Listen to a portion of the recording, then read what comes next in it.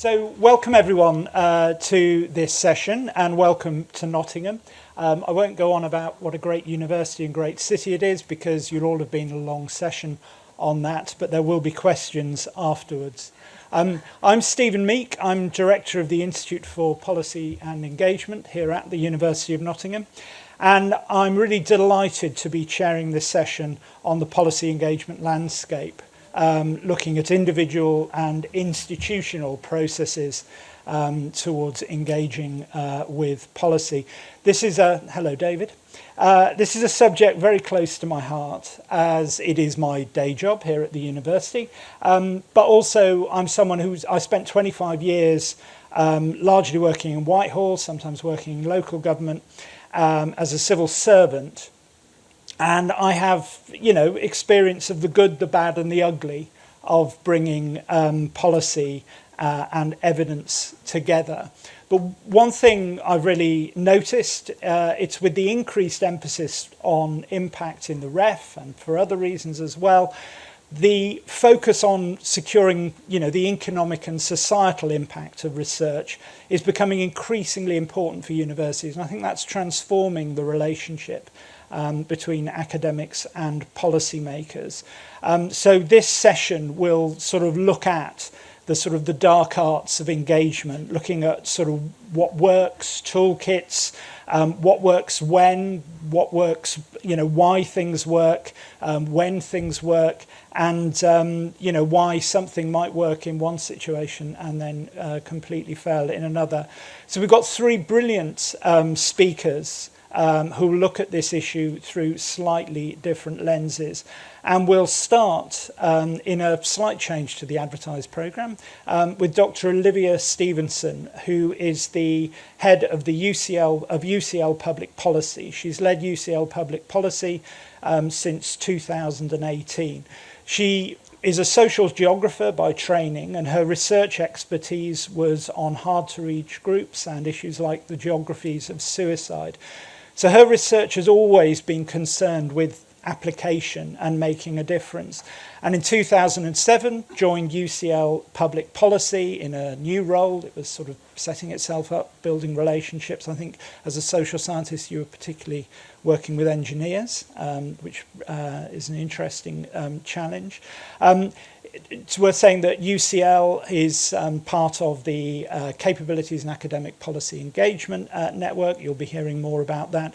And a part of the university's Policy Engagement Network. Again, you'll be hearing more about that. And Olivia is co-lead of the UPenn EDI committee. So I'll hand straight over to Olivia.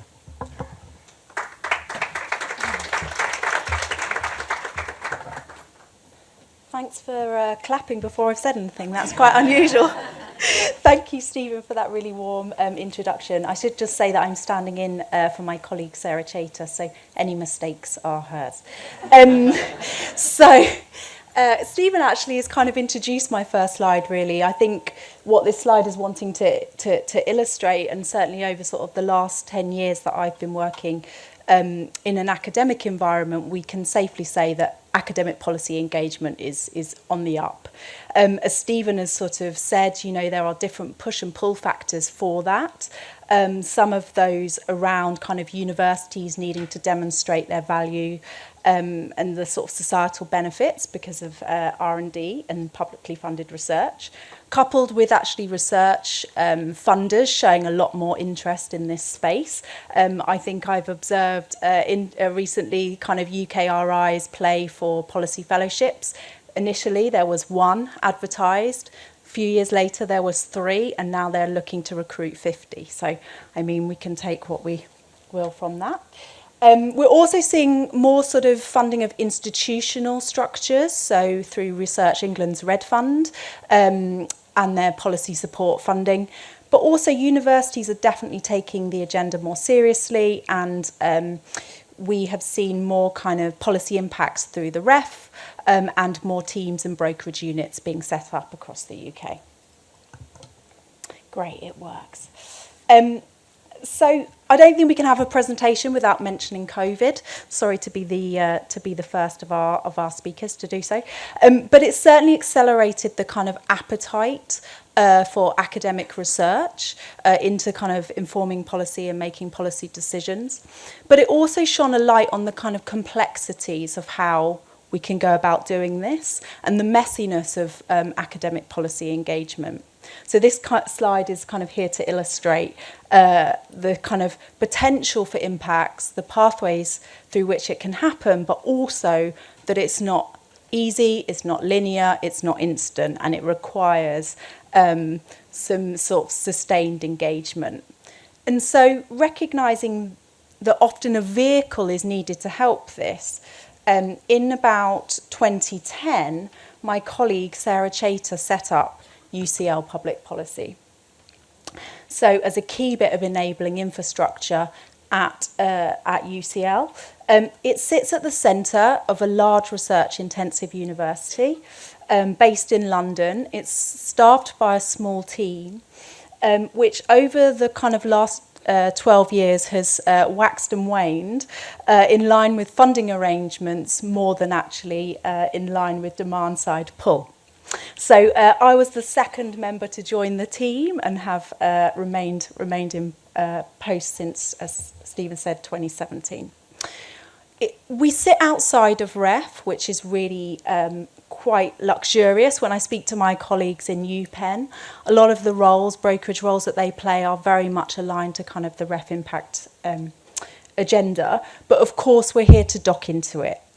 By stimulating policy engagement opportunities and KE activities. So the aim of the programme has changed over the last 12 years, but today it kind of consists of championing academic policy engagement, developing a coordinated approach, and I'll say a bit more about that, reducing time spent on ineffective engagements, practices, and sort of getting involved in agenda setting on a national scale. I think there's a few things that I'd like to note about how we work and why we work in the way that we do. We seek to be responsive to both the external policy landscape and internal research demand, and that is always in kind of tension. I think probably wouldn't be a surprise of kind of academics coming to you at the end of their research programme and saying, I really want to have policy impact. And you kind of scrabbling around thinking, well, I wish you'd come to me 3 years ago. Versus, you know, the policy side saying, we really need this and we need it, you know, kind of tomorrow. We therefore sort of evolve our activities and our priorities to address who we work with. So our programme is very much developed on a bespoke basis. And that tends to mean that we take a mechanism first approach rather than we are concentrated in particular policy domains. So the types of things that we offer are policy fellowships, and that's certainly to help the mobility of UCL academics and policy professionals to move across their borders. We're set up sort of and administer roundtables to facilitate dialogue and help with problem framings. And we run a seed funding scheme, and we have what's known as UCL policy commissions. We also spend quite a lot of time delivering advice surgeries and helping people to submit responses to select committees and government consultations. So over the last decade, our programme achievements have sort of ranged from strengthening capabilities in the research community through training and online open source materials, bringing in engagement opportunities to the institution and looking to kind of respond to those in an interdisciplinary way through our Grand Challenges programme, showcasing and mobilising a wide range of UCL's research expertise, so highlighting that it stands there ready to help policy. And so just to sort of pick up on a couple of projects to give you sort of a flavour of what we do, we have a 3-year long-standing partnership with the Local Government Association for our Net Zero Innovation programme.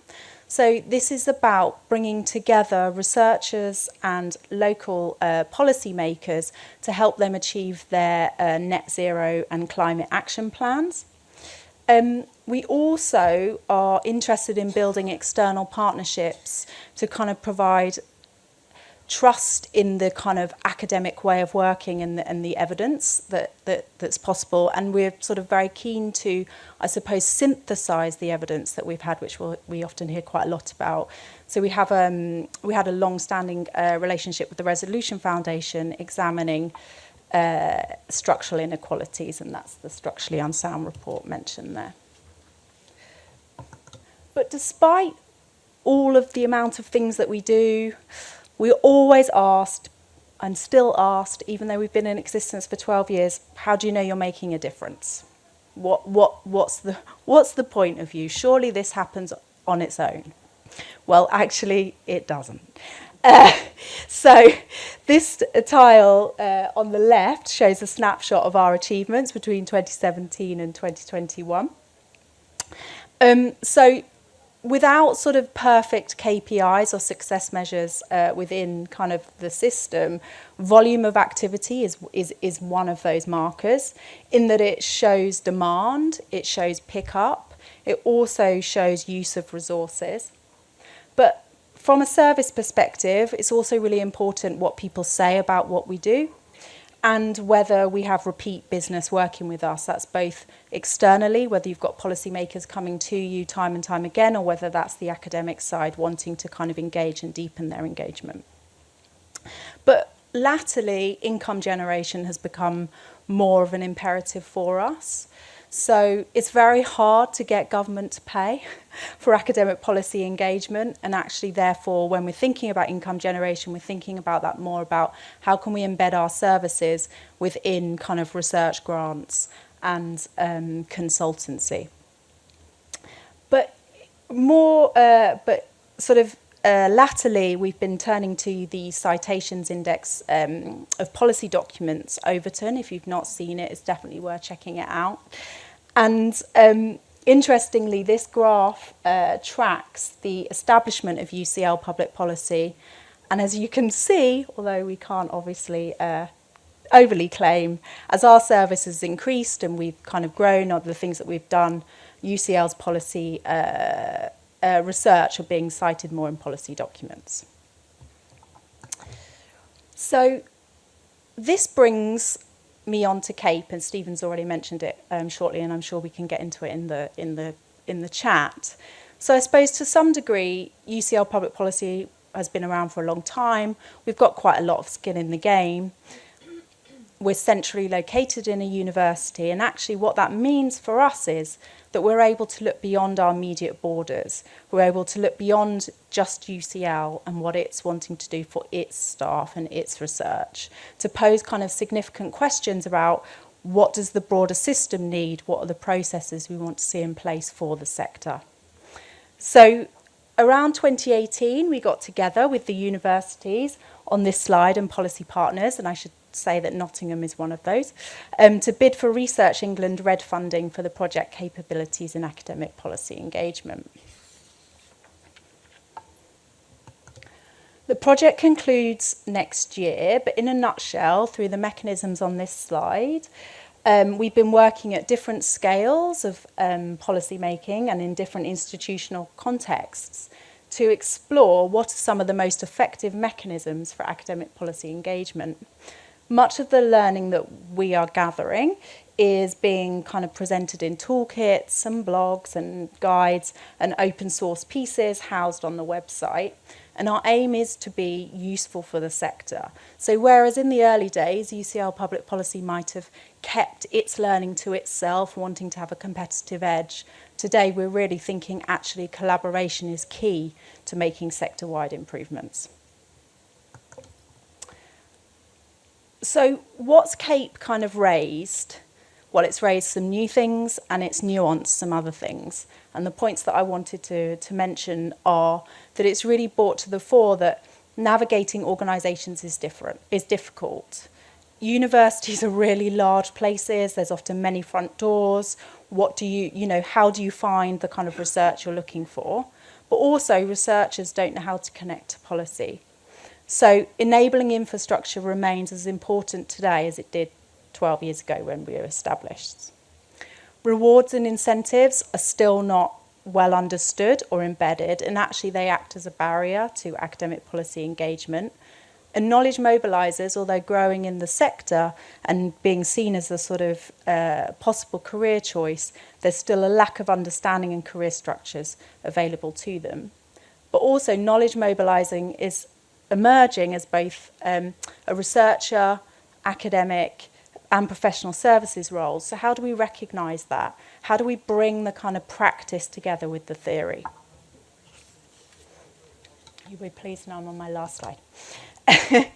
So there's still much to do to kind of advance the agenda. And UCL public policy definitely still has a lot to learn. And I think some of those learning points for me as I wrap up are about how can we kind of, to be sustainable, we need to go beyond individuals. We need to have a more sort of collaborative approach to academic policy engagement. That's both between universities, but also across common policy challenges, and working through methods of co-production which seek to align kind of goals. There's a need for established mechanisms, more systematic and sustainable approaches, and what this really means is infrastructure, whether that's established networks like UPenn, whether that's organisations like Praxis, whether that's kind of other forms of connective infrastructure. So at UCL Public Policy, we've been really good at innovating practice, but we've been less good at making a case for sustainable investment in the types of things that we want to do. And actually this, on reflection, is a part of the challenges that most of the infrastructure that we've been kind of creating is actually invisible. And so it's very hard to kind of articulate the benefits, and often they're very intangible. So it's been absolutely great to be part of CAPE and kind of raise, I suppose, the profile of academic policy engagement as it is to have networks that are coming on board like UPenn, and I'm sure I've seen in some of the other talks we're going to hear from today, we'll hear a bit more about that.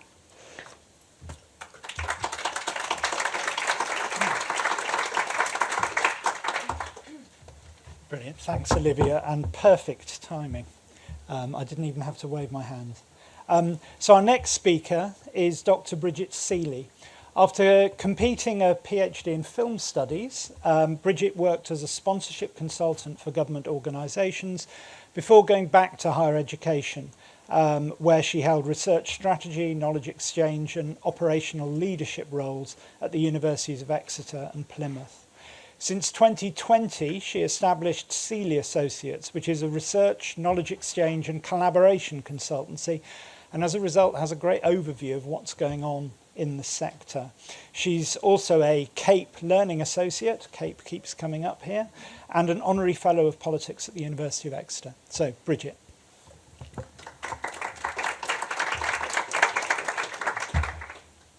Thank you, Stephen, and thank you everyone for coming today. And it was fantastic just to have that introduction from Olivia to the landscape, because I think that all of us can learn something from that work that's going on. So by way of background, I just wanted to begin by sharing a little bit about where we position ourselves within this landscape. So we work with institutions across the UK to support different kinds of academic policy engagement, be that organisational reviews or training and coaching.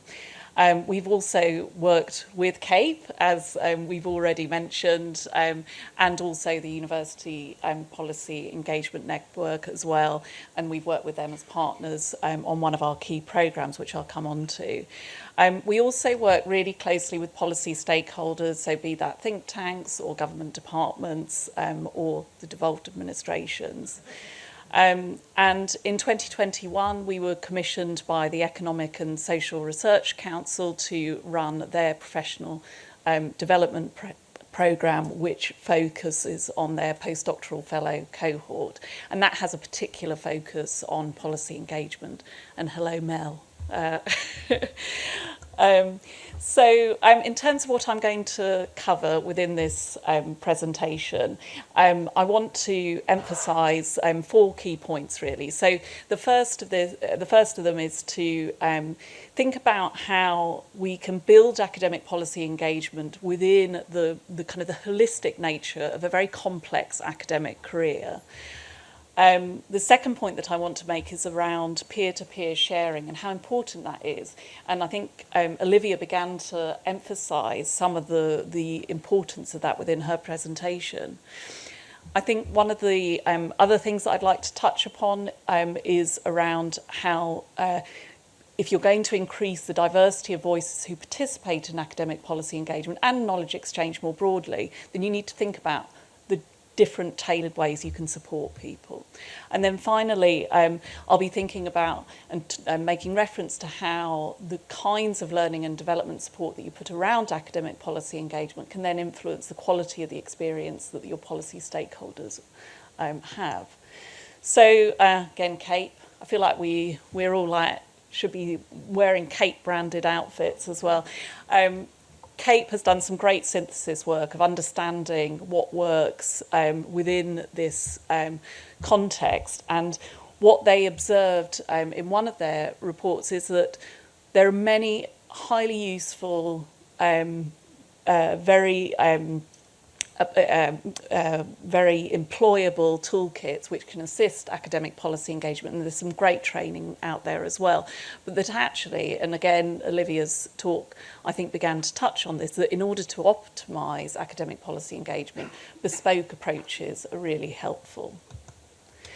So what I want to just briefly touch on is why, I suppose, what the background and the motivation is for creating more bespoke and tailored approaches. And I think I'm not going to go into a great deal of detail here, partly because Olivia's already really introduced some of these issues very nicely, but also the responses that we have tried to put forward through the learning and development programmes that we run actually kind of speak to what the problems are anyway. So, but they are reward and recognition, lack of diversity, the complexity and uncertainty, both within the academic system, but also within the policy systems with which you're interacting, and also resources and access and the inequalities that we see across different institutions and across different disciplines.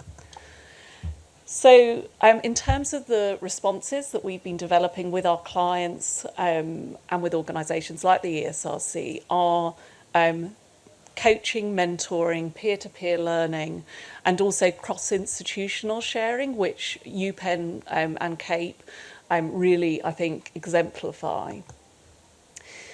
So in terms of why these approaches, I just wanted to kind of touch on a number of points here. So the first thing is, in the context of the reward and recognition challenges that we experience, and which Olivia has already very helpfully explained, we can't solve the system of those issues and those problems through coaching. But what you can do, I think, is by using a coaching model which focuses on the goal, the reality, the options and the will. So having a structured, supportive conversation with colleagues about what they're trying to achieve and what their ultimate goal is, can actually bring about a much more empowered and incentivised individual who can then become a positive change agent within their institution, within their discipline and across the sector.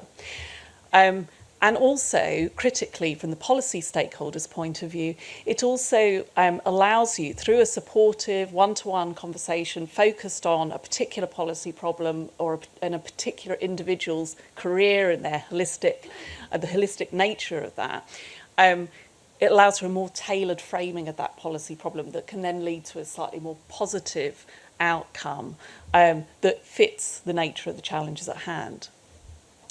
So the other thing that I think that these more targeted approaches allow you to negotiate is the challenge of the lack of diversity that we see both within policy systems, so within the people who are making the policies, but also within the academic landscape that we're all very familiar with. in relation to the kind of the systemic inequalities that we see and the types of people that we see doing this kind of work. And in order to tackle some of those things, people like Jason Arday have highlighted the need for things like mentoring to really support the progression of people's careers. And I think that will, in turn, if you have mentoring approaches put in place, they allow for a more sustainable and long-term commitment to an individual that can then bring about engagement and change positively over a longer period of time. But I think it's also worth noting, and there are obvious pressures around this as well, that the tailored support that is given to, particularly to individuals that are experiencing inequalities within the system, should be given in such a way that, and is from an individual perhaps that has a shared experience that can identify with what that person is experiencing. Whilst that is not always possible, that is something to aspire to. So the other thing that we would argue that a targeted approach allows you to negotiate and embrace is the complexity that we see and the uncertainty that we see both within the academic landscape but also in the policy landscape. So from the academic point of view, I often think about academics as like they're small business owners, in that they're having to do a whole raft of different things simultaneously, and that kind of doing that prioritisation and working out what's needed and what's not is very specific to that individual, the institution they're working in, the discipline that they're in, and therefore having peer learning experiences, you can create space for relationships that allow you to negotiate some of those complexities. But similarly, also, if you're going to every single, I mean, I thought your map was beautiful, Olivia, which sums up the complexities that people have to negotiate. And if you're trying to do something like a one size fits all approach, then it's just not going to cut it in terms of making traction with the policy stakeholders with whom you're working, and will restrict the level of nuance that you can achieve through that relationship. Now, in some ways, it feels counterintuitive to think that actually doing these sorts of targeted approaches are resource efficient. But actually, in many ways, by using things like peer-to-peer learning or mentoring, you're able to leverage and use a lot of the resource, the expertise that you have within your institution already. I work with a lot of institutions across the country who perhaps don't necessarily have a dedicated policy support unit, but they might have people in their Vice-Chancellor's office who do public affairs work, or they'll have a really great political science department with public policy experts who can provide perhaps ad hoc advice and input around the nature of the different challenges that are involved in academic policy engagement. And also, I think that we know that all of these initiatives are difficult to sustain. Support is difficult to sustain, and particularly if you're having if you're taking part in some training which is one-off, then you need to think about how that can be maintained, and mentoring and coaching and peer-to-peer learning can enable you to do that. So I just wanted to highlight one of the examples of how we've been implementing some of these approaches with the Economic and Social Research Council, who who commissioned us to run this pilot programme nearly 2 years ago, which brought together some of these aspects of training and development, and really took very much on board this idea of the holistic career development. And what the ESRC wanted from this programme was very much that academics were supported to explore careers that could be boundary spanning in their approach, to quote Matthew Flinder's report on the future of social sciences leadership. And I can talk more about that in the questions. So what we have learnt from that programme and through the evaluation that we have been doing is that The participants really value peer-to-peer learning. They find it a really effective way to share knowledge on a particular topic. Coaching is a rare opportunity for them to target and focus on areas of interest to them. The participants appreciate opportunities for informal learning, both with colleagues within the cohort, but also people outside of their institution, policy experts, for example. And the applied learning opportunities that the ESRC wanted us to build into this via challenge workshops, seed funding, allows them to create sustainable networks, both within the cohort, but also with the policy stakeholders with whom we have worked on the delivery of the programme. And the policy stakeholders with whom we've worked, so the Welsh Government and Department for Levelling Up, Housing and Communities in particular, have said how they value the opportunity to engage with researchers in a facilitated conversation. So in terms of recommendations and lessons that I would want to share with you today, it really reflects on some of the things that we've been talking about. And these are the things that we've learned in the work that we've been doing, both through the ESRC programme, but also through the other programmes that we run. Coaching techniques can really help to create tailored, sustainable plans and lead to more empowerment and motivation. Peer-to-peer learning can create sustainable support networks and can, particularly when they're bounded by affinity groups, can really support individuals to thrive and can create much more targeted responses to policy challenges. Mentoring enables that embracing of the individual experience, but also, again, targeted expertise from perhaps a policy expert or someone outside of the institution. And then cross-institutional learning, as Olivia really beautifully set up, I think is so important. And I think that many institutions in the UK are doing different things really, really well in relation to policy engagement, but they're not necessarily doing everything, and nor should they. But there might be, for example, an institution that's doing a fantastic job in Wales with the Welsh Government and would like to work more with Whitehall, and vice versa, an institution that wants to work more with the Welsh Government. And by creating a peer-to-peer collaboration and network and conversation, you can build those bridges. And I think all of this points towards a more bespoke and inclusive and sustainable model for learning and development for policy engagement.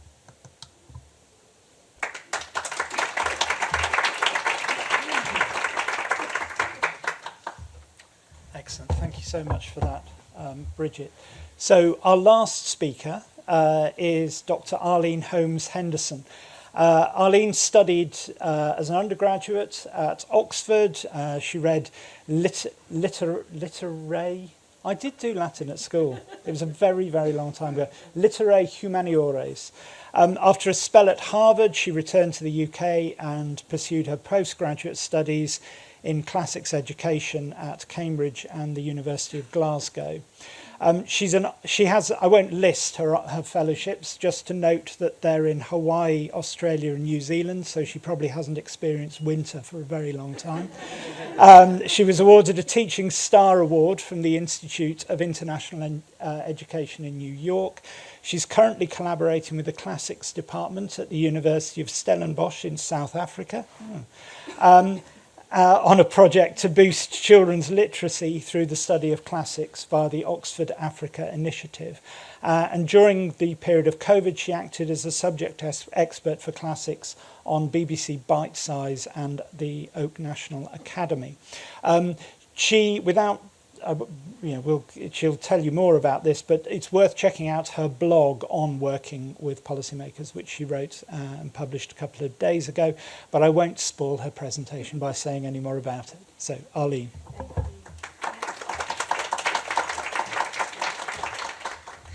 I've been sprung. I love hot, sunny weather, and the Southern Hemisphere is a great place to be between November and February. I highly recommend it. Thank you for that really generous introduction, Stephen. The last time I was in the East Midlands Conference Centre, I was attending the Association for Language Learning Conference, and I was running a training course for primary school teachers. I was teaching them a bit of Latin, and I had prepared this, I thought, very interesting training to show them how Latin can help enhance English word roots. So I said conference comes from two Latin words, ferro to bring and con together. So we've been brought together here today at a conference. That comes from Latin. Procrastination. Pro means until, cras means tomorrow. You're putting stuff off until tomorrow. That comes from Latin. It's been around for a long time. And they said, this is really interesting, but what our pupils want to know is about Roman toilet habits. So if you could tell us about latrines, that would be great. So I'm hoping that today you might be able to help me make some new memories from the East Midlands Conference Centre, which are a little bit less latrine focused. Yeah, so I'm going to talk about what life is like as an arts and humanities researcher doing policy engagement. And I want to start here. When I go to policy events, I introduce myself and I say, hi, I'm Arlene, and the person on the other side says, hi, I'm Dave. I say, pleased to meet you, Dave, and they say, what do you do? And I say, I'm a classicist. And the response is usually one of shock, horror, disappointment, or just plain disbelief, right? It seems like they did not expect me to say classicist, because maybe they haven't encountered many classicists at policy events before. I think this is a problem, colleagues. I think we have a cultural problem where arts and humanities researchers rock up to policy events that say, we're so inclusive, we want everybody to come. And yet nobody's expecting researchers from history or from music or from classics to be there, because the conversation usually continues, what are you doing here? Right? What value could you possibly bring to policy? And I have to say, I've had some similar conversations since I arrived at this conference around commercialization, right? Classics, commercialization, what are you doing here? Well, very successful edtech platforms about word roots, I'll have you know. But I'm starting with this because I think we have a problem, and I think collectively we can work together to make things better. And we have to make things better because this is the political landscape.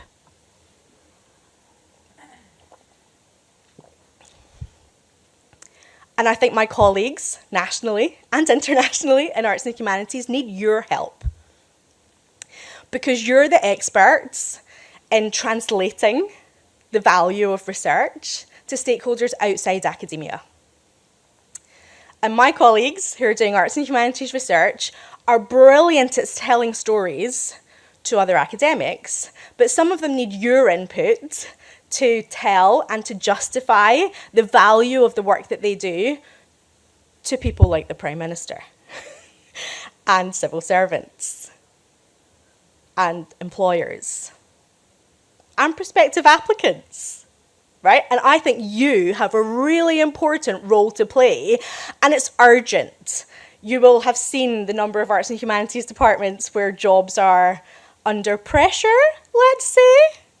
We need to be doing something about this, and we need to be doing it now. And I think knowledge mobilisation, knowledge transfer, knowledge exchange professionals can help. I also think our comms colleagues can help. We need a much better brand for the value of arts and humanities research. We need more case studies. So if you're here representing a university where you've got colleagues who you know are doing great work in arts and humanities, get them to talk about it outside the walls of your university. So I do a lot of free training for arts and humanities researchers. I'm vice chair of UPenn, the university's policy engagement network. We've heard both Olivia and Bridget talk about it already. I ran this free training session for an hour online in February this year. It was very successful. We had more than 150 people come to hear about a kind of introduction to policy engagement. We will be running more, so I know that budgets are tight. I want to do this for free because I'm so committed to helping engineer this culture shift. I also do free training for the British Academy, so any academics in arts, humanities or social sciences, please make sure that they are signed up to get information about the free training that I offer. And I think training is really important, right? Because as an arts and humanities researcher, if you get time with a civil servant, you need to be able to speak their language. And that's what I'm teaching for free. We've heard a little bit about institutional support. This is not a level playing field. when it comes to arts and humanities research, I've done a little bit of research myself, and I think Oxford and Manchester have got dedicated humanities policy engagement support officers. If you represent universities that also have dedicated humanities policy support officers, I'd love to hear from you. This makes a huge difference. Obviously, right? If people have got specific humanities focus for their role, then more humanities academics are going to do policy engagement. This is a no-brainer. How do we get funding and institutional support for more of these roles? I'm sorry, I don't have the answer, but I'm hoping that together we might be able to get closer to an answer. Oxford has invested a lot in policy engagement. So I was in Oxford for 8 years before I moved to Durham last October.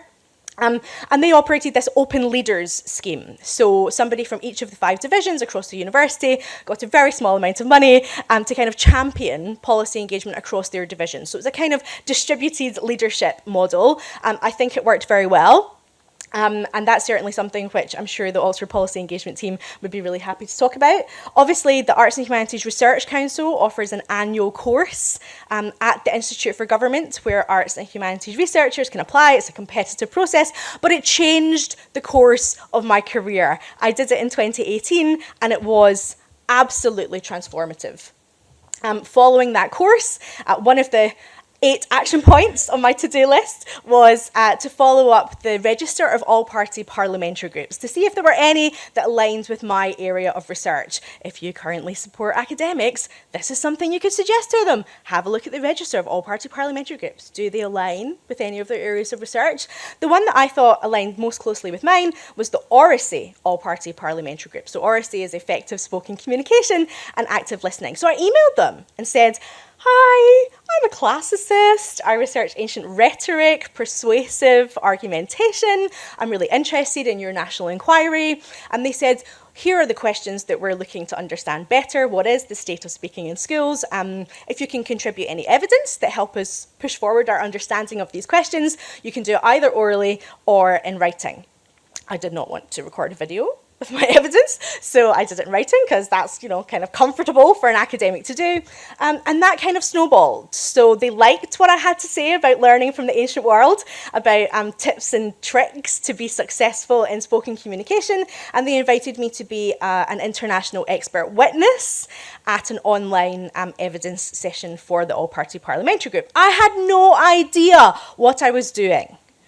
Right? I had no preparation for this whatsoever. When you're asked to give evidence as an expert witness, I had no training for that, so I Googled it. Academics are very good at using Google. So I Googled it, and it's on YouTube, you can watch it. I would do it quite differently if I were to do it now, but you've got to start somewhere. I then managed to get some funding to work with the all-party parliamentary group to co-author their final report. Impact! Right, this is where when your academic colleagues say, "But what is the incentive for me to do this?" Right? Oh, you get a big, lovely logo, University of Oxford. Oh, the APPG is saying thank you so much to Arlene for the funding, but also for the academic input. This is where universities start to kind of sit up and listen. Oh, you're a very good academic because of all of this impact and engagement work you're doing. And this is where the incentive can sometimes be appealing to academics. Again, this snowballed. So if you're looking for a story to tell to your academics, having then co-authored that report for the all-party parliamentary group, I applied for British Academy Innovation Fellowship to take this further, looking at the relationship between the teaching of oracy in schools, social mobility and employability, working with 6 government departments and 2 all-party parliamentary groups, and that was funded £150,000. It's a 2-year project, which is currently ongoing. I think the innovation fellowships from the BA are amazing. And if you are not currently supporting academics to apply for these, I would strongly encourage you to do so, because they are, I think, a fantastic way to get funding to do policy engagement. We've already heard Olivia mention the UKRI policy fellowships. Delightfully, some of these were focused on AHRC areas of research, so I think that's a real step forward. My research is in the learning and teaching of classics in pre-university settings, so in schools. So I published this book in 2018, looking at the impact that learning Latin and Greek had on children's cognitive development. And after doing this course at the Institute for Government, within 6 months, I had been invited to Downing Street to talk about my research at the invitation of the Secretary of State for Education. I had also spoken about my research in the House of Lords. The University of Oxford invested £5,000 in a research and public policy partnership for me to take this conversation a little bit further with the Department for Education. And on the final day of that research and public policy partnership, the department announced a £4 million investment in the Latin Excellence Programme. So my research had been an important part of the business case to the Treasury. That then snowballed with some funding from the ESRC IAA. We co-produced a literature review for the Department for Education. This was the first publication from the DFE on classics in 35 years. And there's another one on the way. So I'm going to finish up by looking at some considerations. What is not being done if researchers are doing policy engagement, right? So I now do a lot of policy engagement. I love it. I think I'm quite good at it. I get much more fulfillment from doing this than I do from writing books. But I'm not writing books, and I'm not doing much teaching. So who is doing the teaching, and how are they getting paid? And what type of contract are they on? And what are the promotion and progression opportunities for me if I'm doing this and I'm not writing the books and doing the teaching? And I think that's a major question. It's one which I'm working with UPenn to take forward. I'd love to do a survey of universities to understand who is rewarding policy engagement in terms of promotion and progression criteria and who isn't, and how can we learn as a sector from each other. And I also think there's a lot of support given to early career researchers for policy engagement. I know that because I work with the BA's Early Career Researcher Network. But what about mid-career scholars and advanced scholars? My sense is that actually they don't get much support. Of course, there's more pressures on their time, but I think we could supercharge policy engagement for arts and humanities researchers if we gave them more support. So I'm going to stop there and share with you my Twitter handle at Dr. Arlene HH. I'm very active on Twitter, and I like to try and raise the profile of arts and humanities research and engagement with policymakers. So please do follow me, and I would love to continue the conversation afterwards.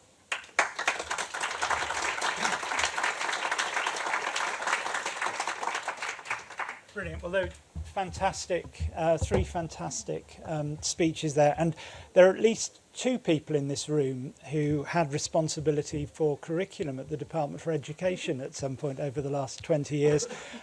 So we'll be avoiding Arlene afterwards.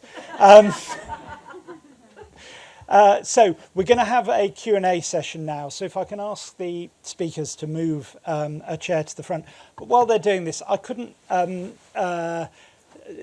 sort of listening to this discussion as someone who was spent most of their career as a kind of consumer rather than a producer of knowledge, or rather a broker for producers of knowledge. There are just a couple of things that I felt were really resonated with me, and I'd sort of like to emphasise. And I think there's something there about the point about building relationships, and there isn't a one-size-fits-all, there isn't a technique here, and things, you can both have that engagement that's the kind of one-off, we need knowledge on X, let me supply knowledge on X, but I think there's huge value in basically understanding each other's world, building up trust between the constant exchange. I mean, from a policymaker's point of view, and this varies from government to government. It feels particularly acute with this government.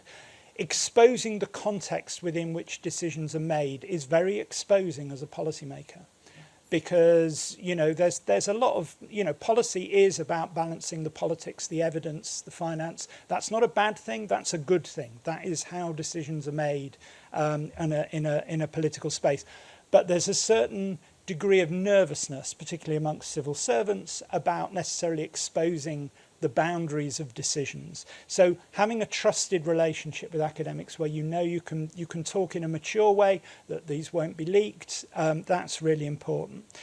The second thing is just understanding the incentives on both sides. I mean, I remember being slightly surprised that academics didn't drop everything to come into Whitehall to talk to us, because what higher calling could there be than helping us? And actually, you just don't, actually academics would really like to, but I mean, Arlene's articulated brilliantly, the opportunity costs, the distance. I've got teaching that day, I've got childcare that day, I've got, you just need to understand how, actually it's often easier for policymakers to go to universities than vice versa, particularly if you want to break out of speaking to the usual suspects. You learn the sort of the realities as well of, how knowledge is used, how to engage. I mean, when I'm talking to academics at Nottingham about, how best to work with policymakers, the thing I emphasise is, your focus is on knowing stuff, which is interesting. And policymakers will have a really, they'll think that's a really interesting conversation, but their focus is on doing things. So if you really want to hook them in, you've got to talk about this is what you can do with my research, not my research journey. Your research journey is really important for your academic career, but and if policymakers are interested, they'll then kick the tires on your research and make sure you're bona fide. But what they need to be hooked in with is what you can do with things. Another thing is that the same words have slightly different meanings in the different contexts. So in a sense, let's take a word like true. There's true for a 4-star case study, peer reviewed, and there's true, which is this knowledge base is strong enough for us to make a decision on. Because for policymakers, it's actually, not doing something has consequences. So a decision to say, no, we're going to wait until we know more, is a decision that will have real world impact. So, actually, do we know enough that actually this is probably the right direction? Or do we not know enough where actually taking a decision is potentially very harmful? That's really important. So knowing that when they're asking you how confident you are, what they mean by confidence is really important. And also, there's sometimes a naivety on both sides in asking the questions. Policymaker, and I've done this, can say, well, this is my problem, what's the answer? And the academic will go, well, I don't, I haven't researched that. And you kind of think, well, what have you been spending the last 15 years of your career to? And actually, it's about, the policymaker's asking the wrong question. The policymaker's saying, look, this is my problem. This is the context for my problem. What does the existing research base, where would that take me? How do we use existing research? The researcher's perhaps sometimes naive in thinking, great, a policymaker's going to pay for me to do some more research. When actually, in this instance, what they need to do is know what the state of existing research is. More research might come. And the other thing I think that's really valuable in that kind of engagement is understanding how decisions are made, understanding the reality of politics. Because and again, Arlene actually, it's a really interesting case study because you picked the right APBG. There are any number of APBGs. A lot of them are just, I don't know, is this being recorded, broadcast? I don't know. A lot of them are basically, how can we go on a trip? How could, we just get together every now and then, blah, blah, blah. There are some APBGs which are really serious and do things. But how do you know that APBG, I know academics who get very excited because, we've done, you've done something with the select committee. Well, what did they do with the evidence? Did the report go anywhere? Has it changed anything? And it's understanding, how decisions are made, where, for your research, where are the points at which decision make. This is all really hard. This is why there are people, brokers like me, like Olivia, etc., to help navigate that world. But we can't know everything about every single policy area locally, internationally, nationally. It's also actually, as much of it is a toolkit for how people can interrogate the area in which their research might be relevant to understand, okay, this is how I can influence. This is, there's a likelihood of a decision here, the key players here, or there isn't a decision, so what I need to do is, this isn't on the government agenda, so I need to work with NGOs raising profile. And I just think that, all these things, breaking down that barrier so that the worlds are more porous, helps policymakers get the best out of academics, but also helps academics target their efforts rather than get the look at the policy world and think, well, it should be a machine for turning evidence into policy. And since it isn't, they're either stupid or malign, so I'm not going to bother.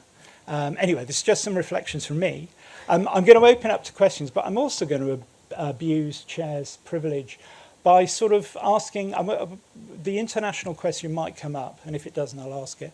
But are there reflections on the differences in working with national government, with local government, and also whether there are differences in Scotland, Wales and Northern Ireland in engaging? So I'll throw that open. I don't know who wants to answer that first. Bridget has the microphone. I have the microphone. I'm not sure what I'm doing with it, though. Hello.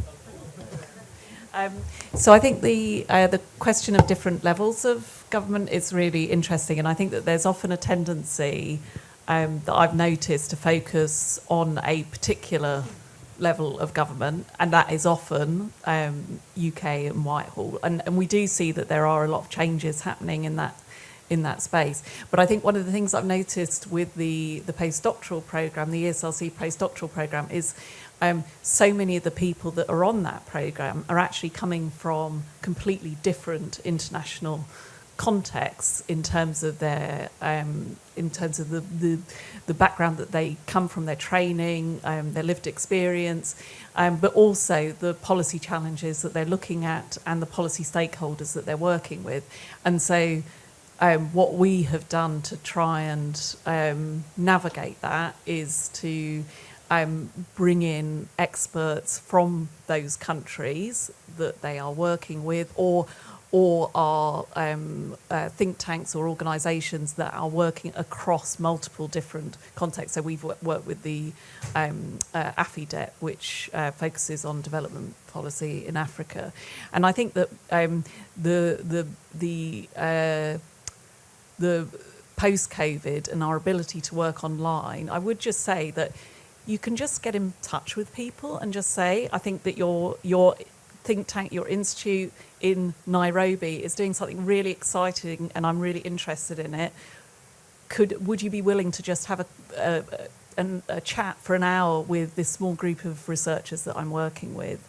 And they will often say yes. So that's the thing that I would say, is go to the people who know what they're talking about. And also, just in terms of devolved administrations, they're doing amazing things in terms of policy, super agile, super innovative, and so don't ignore them.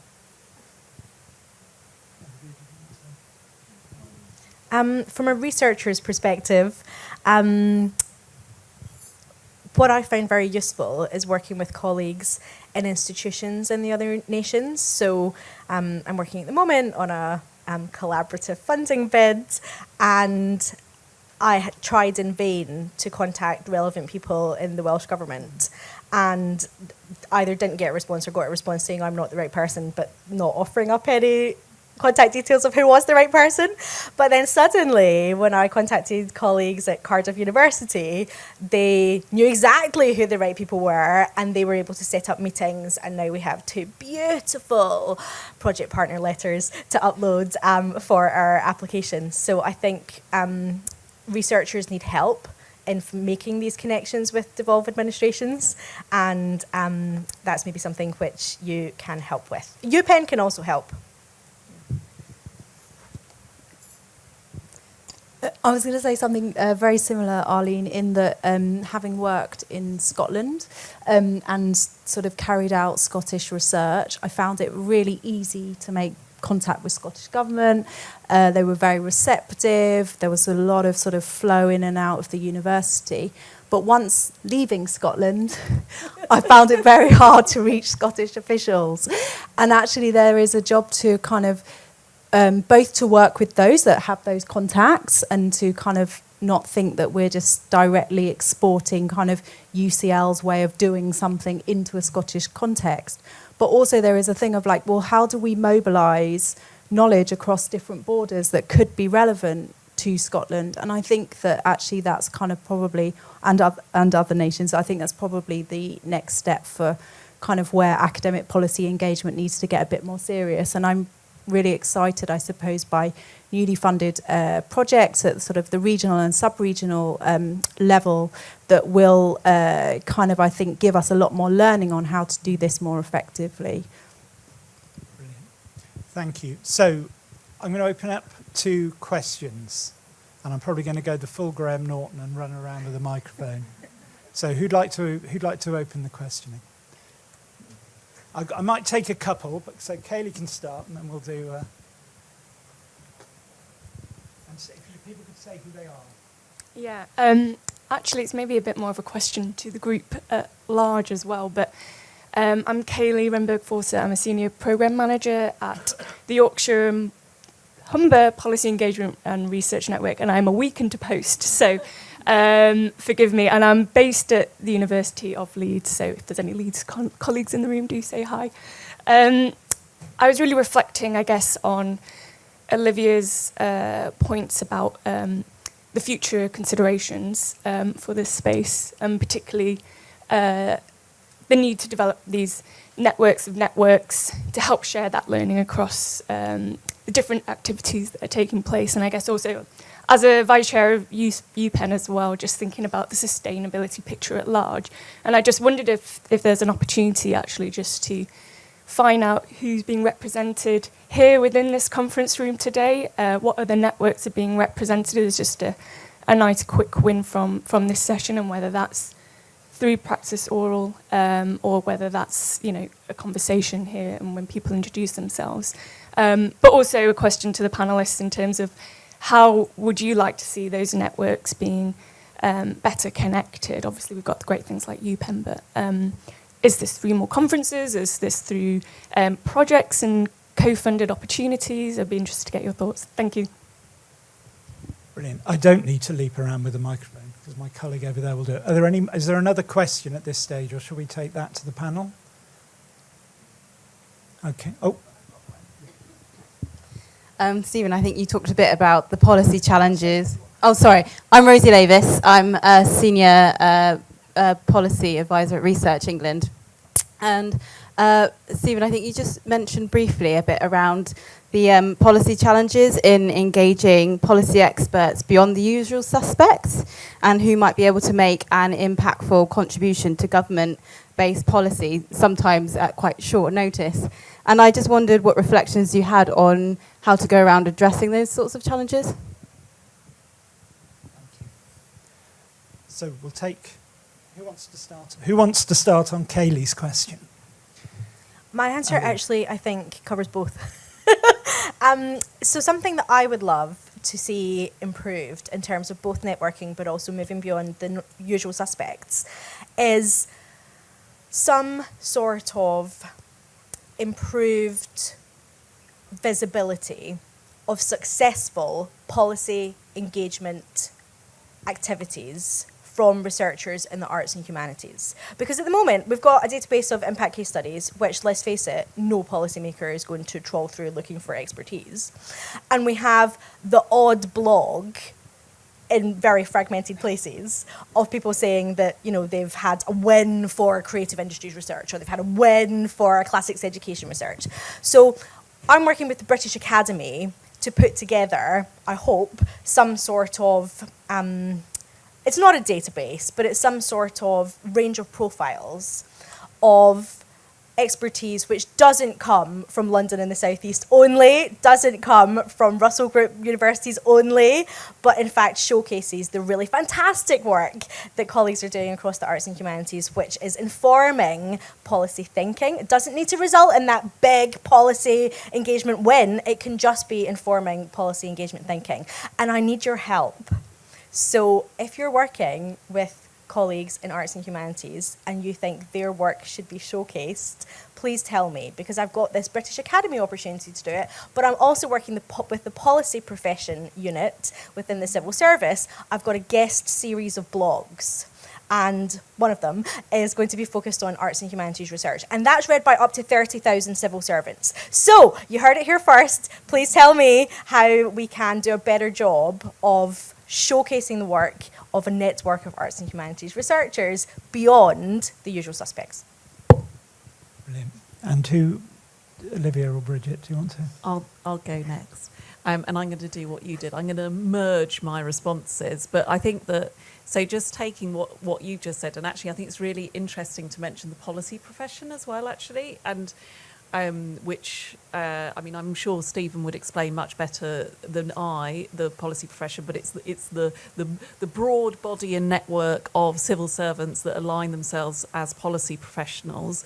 And they do have a development framework, which I think UCL, maybe, and certainly King's have been involved in supporting. And I think the reason why I mentioned that is because from a network point of view, I think that focusing on learning and learning between different groups, and to kind of go back to what I was saying in my presentation, peer-to-peer learning, I think is a way of sustaining things, because then you kind of have a relational exchange and you're supporting each other to learn over time. And I think that can be done in quite an informal way, or through things like the policy profession, or via networks like UPenn. But I think that we should be kind of more proactive perhaps and less competitive in our inter-institutional connections to enable us to do that.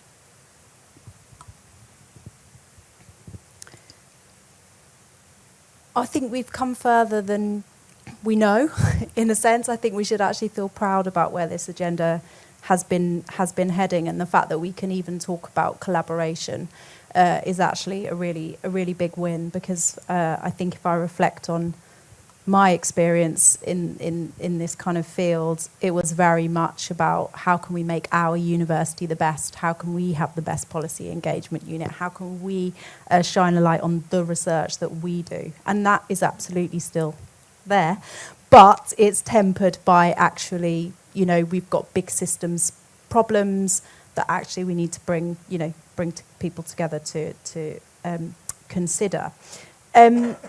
I think we need strong leadership from funders and others, investing in actually enabling infrastructure rather than investing necessarily in set kind of research domains, as it were. So I'm really grateful actually for Research England for the RED funding. I think that's really transformed the system. It came with very few strings attached, I would say. So we were able to kind of bring in arts and humanities scholars. We were able to bring in the breadth of discipline to kind of, as our colleague Andy Westwood says, throw mud at the wall and see what sticks. And actually we need a bit more of that, but obviously we need to publish the learning from that mud slinging. But I think around kind of the usual suspects, challenge. We hear this a lot. It's kind of become the mantra. How can we democratise academic policy engagement? I think let's take a breath. Actually, do we need to respond in 24 hours? Is it actually a pressing, urgent problem? If I push back and say, actually, well, yes, but I'd like to bring in this scholar, or I'd like to kind of look at how we can answer this. Is the problem actually going to go away? Is the opportunity going to dissolve? I think actually sort of taking time and building in upfront kind of conversations to interrogate the ask is actually a really helpful starting place. I think I'll leave it at that.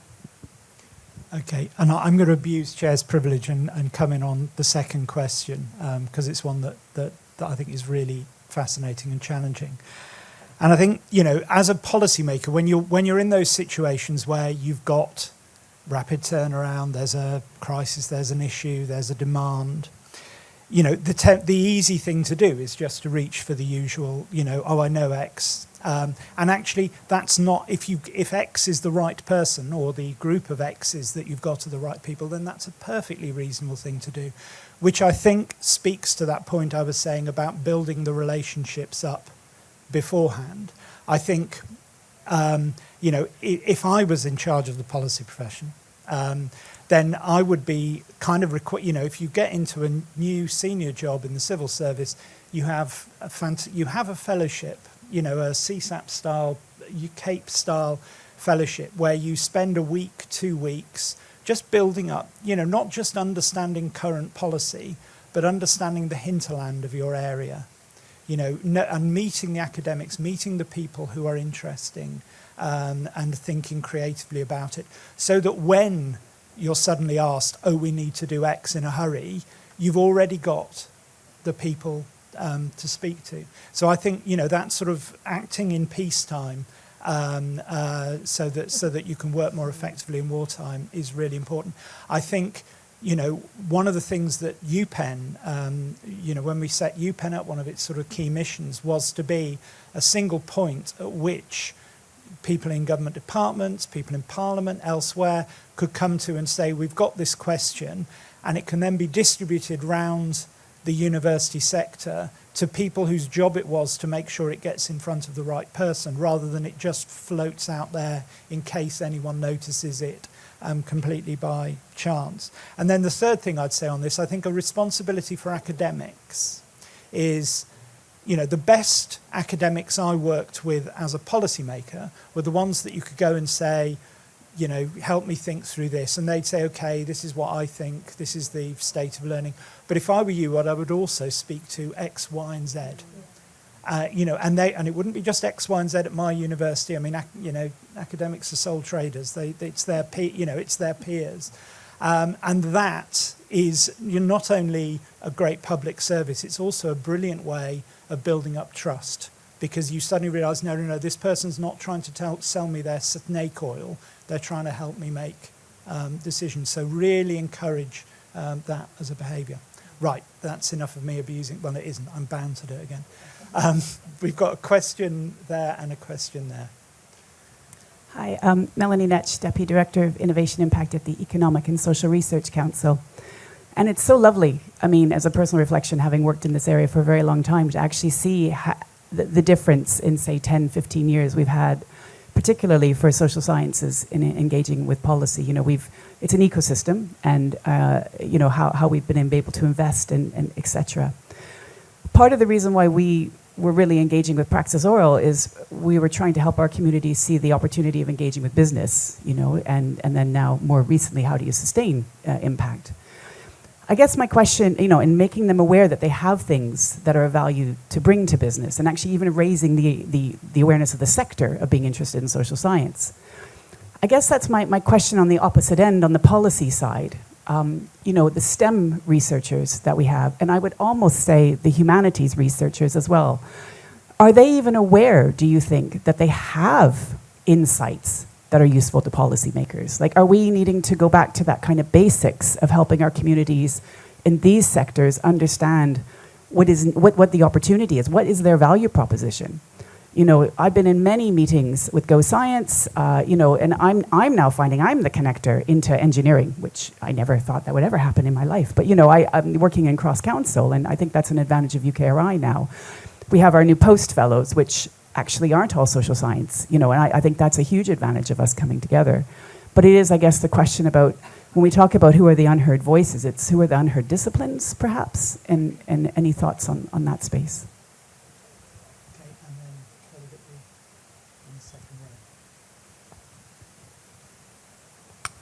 Thank you. I'm Rachel Harris, and I am setting up a new knowledge exchange hub for the mathematical sciences. It links all the UK universities, but I'm based at Cambridge University because that's where our funding's from initially. But so mine is about a kind of a broader scope, because we're trying to link up. It's a new project, so we're linking up everything. But one of the things we're finding is that there's that two types of policy. We've got in our case, maths for policy, and then policy for maths. And so I was wondering if you had any experience about how to engage in those different ways, because obviously kind of that maths for policy is easier. We can set up those arrangements and those working groups. We've got ready supplied mathematicians from all over the country to go, here you go, to policymakers. But when we want to influence and have input into kind of policy decisions that affect maths or any discipline, this is a generic question, how do we engage effectively in that way rather than kind of hearing about it afterwards? So who wants to start? I don't know, someone who worked on social sciences but then had to work with engineers. I'm actually going to take the second question first, in that UCL public policy has been purposefully set up to be non-partisan. So actually we don't get involved in the kind of openly the kind of lobbying for. That's when we draw on our kind of public affairs colleagues who have a lot more skin in the game than we would, and also understand what the institutional messages are that UCL is sort of trying to push rather than necessarily kind of individualised research messages. Now, that's obviously a very simplistic answer. We find ourselves closer and closer to the politics all the time. And we have been thinking about, I suppose, therefore, how to skill researchers to understand the types of conversations they're engaging in. Half the time we find that they can confuse policy for research, research for policy. They don't necessarily always intuit the questions that are being asked. So as Bridget mentioned earlier, I think engaging with your political science colleagues, thinking around the university what sort of skills development and training is needed to sort of raise awareness is a very good place to start. So different disciplines. Yeah, I mean, I think you're absolutely right to broaden what comes under the umbrella of usual suspects. It's not just individuals. It is also about sort of what disciplines do you need in the room. And at UCL, we have a Grand Challenges programme, which we have had in existence for about 12 years, and it is absolutely to bring together different disciplinary perspectives to kind of solve big societal challenges. And that requires them, for a knowledge broker, to really understand the communities, I suppose, and the questions and what types of disciplines can answer what types of questions, or what methodologies within those disciplines are fit for kind of the policy engagement agenda. And that requires you really speaking to your academic colleagues, kind of understanding, their work, their remit, their interest. I suppose, from my perspective, sitting at UCL, a very large, comprehensive, multidisciplinary university, we tend to have most expertise in-house, and so actually you will get musicians and classicists and cosmologists and mathematicians and engineers kind of sat around the table, but that's because we have that kind of under one roof. So I suppose I don't necessarily experience at the sharp end what you're saying, but I absolutely recognise, and I suppose that's why I was brought in as a social scientist initially into UCL, to work with engineers to kind of say, well, you do realise that thing you're doing has really, it's relevant, and actually, please do, as Arlene sort of gave us a blueprint for, get out there and speak to people and understand that you're not going to necessarily get it right, but ask a set of questions of, what does policy need? Oh, okay, that's how I can apply my kind of research. So others probably have a more eloquent answer. I guess I would definitely say that it's not a level playing field in terms of the disciplines, and certainly I've worked with lots of arts and humanities researchers across the country, and I think that there needs to be a lot of learning across the sector to understand that, yes, they do have research which is valuable for policy thinking and to shape the direction of public policy broadly defined. I've heard often people say, if you can't see it, you can't be it. So, you've heard my evangelising for better comms on arts and humanities, and you guys have all agreed to help me with that. But I also think that across UKRI, more needs to be done. I regularly say this to Christopher Smith, who is a classicist, executive chair of AHRC, but also to James Canton at ESRC. We sit on lots of panels together. Why does ESRC have an impact prize, but AHRC does not have an impact prize, right? There needs to be an incentive. So when I go into the jazz hands, everybody should do policy engagement, humanities people, they'll say, well, at my university, I'll only get promoted to the next rung on the ladder if I publish a book and have excellent teaching feedback. So why would I do this jazz hands policy engagement? And if they're not even in with a shout of any sort of recognition from the British Academy or from AHRC, then what is the point? So I think we can work together on making things better. It is not a level playing field. In terms of maths for policy and policy for maths, I've got a couple of suggestions based on stuff that I've done. It is definitely the case that policymakers want to meet researchers. So as part of my ESRC IAA funding, I held 2 events at Oxford. One was for, I think I can say this, DFE analysts and social researchers who wanted to talk to Oxford, mostly education researchers, but actually some came from other departments like business school, to talk about how they use research, how they use data. And so that was a kind of knowledge exchange experience, because the DFE wanted to hear, like, what do researchers want that we don't currently offer in terms of data? What are the needs of researchers so that they can be sure that they are, offering what is needed? But also, researchers had lots of questions for the mostly analysts as to why do you provide this data and not that data? Why is the data presented this way when actually what we need is that? So that is definitely something which I could see maths being helpful for. And I'm sure ONS and Ofqual and Ofsted would be interested too. But certainly, with the slide that I showed, low value degrees, everybody should study maths to age 18. There is a massive problem with teacher recruitment and retention. So we all know that if you want your research to influence policy, there should be a policy window. That window is huge and open. So you issue invitations, they will come.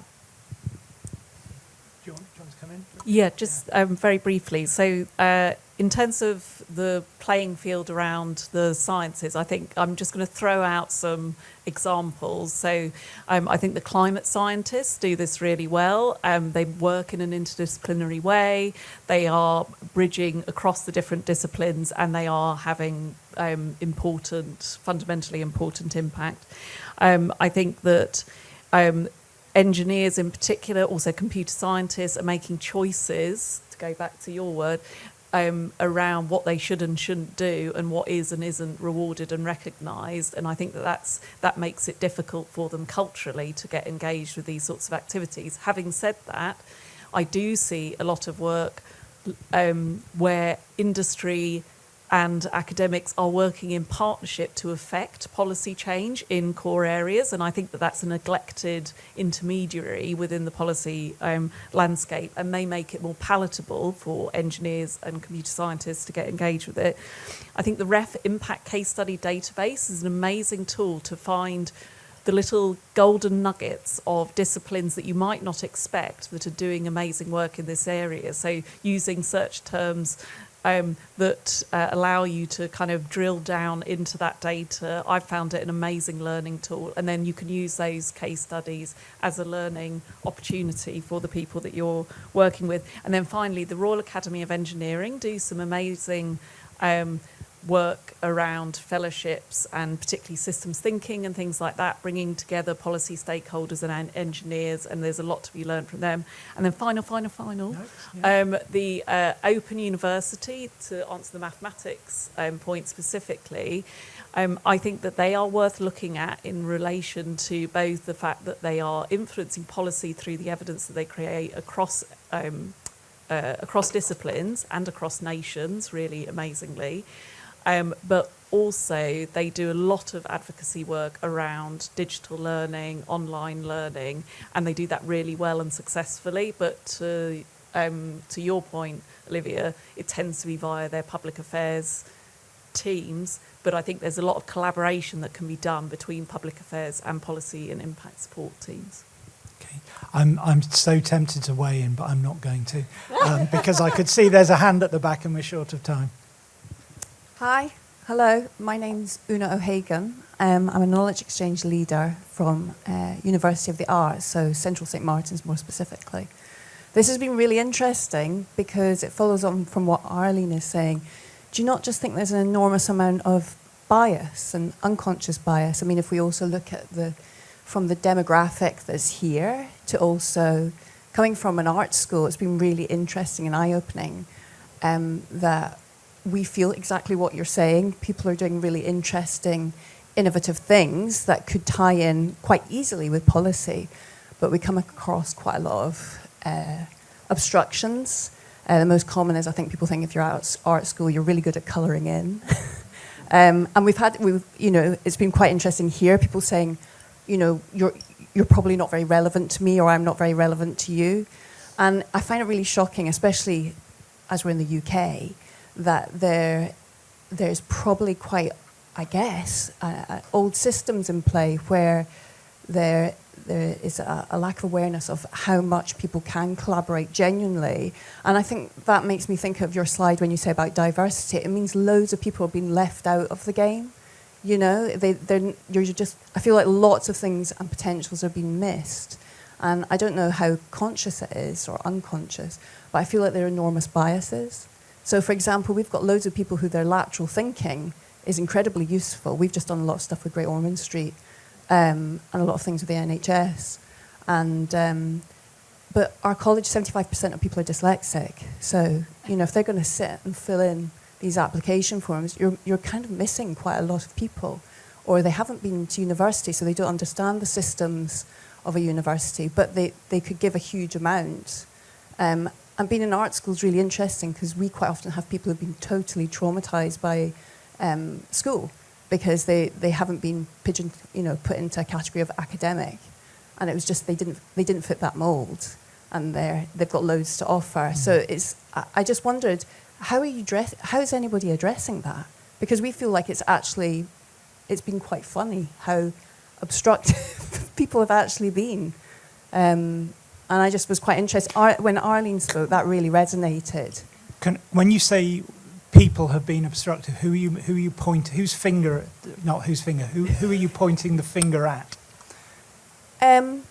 What's quite interesting is when we go towards another institute, quite often they will try and creative problem solve for us, and we'll say what we're really good at is actually creative problem solving. Yeah. My background is fashion, and people will always start telling you about T-shirts they can design for something. And yet actually a lot of my work's around desire and behaviour. Yeah. So it's that kind of misnomer of putting people into categories, and yet we see so many transferable skills and how much we think we could help, especially actually in medicine, healthcare, and yet the conversations are shut down quite quickly. I mean, I'm not going to literally point fingers, but... Go on. We did have conversations out at the tables where they're like, I don't really see, why you're here. I mean, partly because I need to wind up anyway, I think that's such a good point. And I think, the first thing I'd say, and this picks up the SRC point, the language of policymakers is typically that of social science, and in particular of economics. So how you break out those barriers, the role that social scientists and people in the humanities have in universities working in an interdisciplinary way to help bring the sort of STEM subjects, issues into a language, into a frame that relates to policymakers is really important. But I think your point about design is such a powerful one, and about lateral thinking. And I think of some of the examples we've got here of amazing humanities researchers who have done extraordinary work that has come out laterally from their research. People who've done work into linguistic, do sort of data analysis of linguistic texts in order to uncover biases in recruitment, which has then become commercialized and is used as a tool, for job ads, for all sorts of things. Someone who is a professor of 19th century German poetry, who has done work on eating disorders in men because it was the sort of linguistic analysis. So there are fantastic examples of that show, do you know what? You've got, you shouldn't just be thinking, I need someone who works exactly on my question. But I think the second thing I'd say here, and this is a big challenge, it's not, this is a slightly Pollyanna thing. I think that point that I made, obviously, about what can you do with it, going to the policymakers, going to the people here and saying, what we can do is X. This is the difference that our work can make. And then, people will sort of immediately think, oh, well, if it's about fashion, that can't be right. But if it's about this is what you can do with it, then people's ears will prick up. It's not straightforward. But I just think, that interdisciplinarity as well, the way, I'm thinking about our engineers who initially looked at us as if we were mad when we said, do you want to engage with policy? Now when you're thinking about climate change, about business, we have to get business investment. We need businesses to invest more rapidly in, electric aviation, in hydrogen fuels. Why won't they invest more rapidly? Well, it's because of the regulatory framework. It's because of government. If government were to say, we want to be, have an electric aviation by X, or you won't be able to do this by Y, then businesses will invest. Then, and it's being able to make those lateral connections between my research, the pace of my research, the urgent, the ultimate burning platform on which we're sitting at the moment, to make those connections. And I just think our engineers now have a sit. I sit on more groups with engineers than almost anyone else. So look, I'm not going to let anyone else come in on that, and I know Arlene's going to hit me afterwards as a result.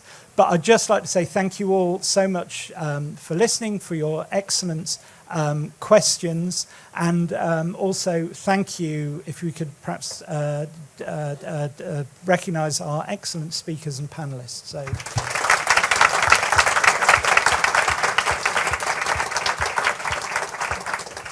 And one last thing I'd say, I think I was lobbied by mathematicians more than any other subject group when I was in the Department for Education. Anyway, thank you all.